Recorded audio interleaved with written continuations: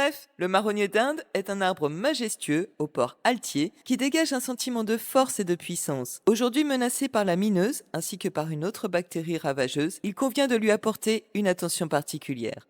S'il est marron, ses fruits ne se mangent pas. Ils sont des alliés précieux en santé naturelle, notamment pour leurs propriétés circulatoires, de même que les bourgeons et l'écorce du marronnier. Le marronnier est un arbre fascinant, dans la diversité de ses usages et dans les légendes qui s'y rapportent. Je vous en ai présenté un condensé, mais je vous invite à creuser plus avant l'histoire de cet arbre fabuleux.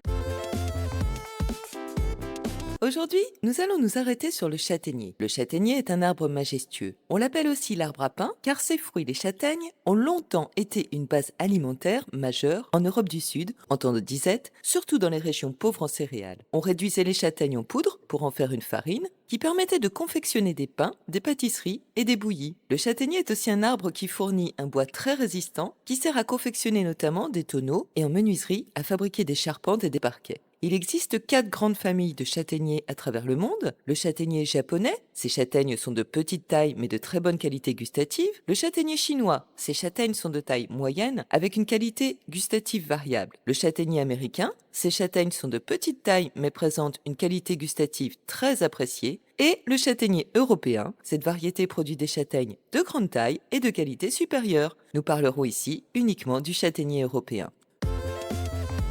Le châtaignier, Castanea sativa, appartient à la famille des fagacées. Il est originaire d'Asie mineure, mais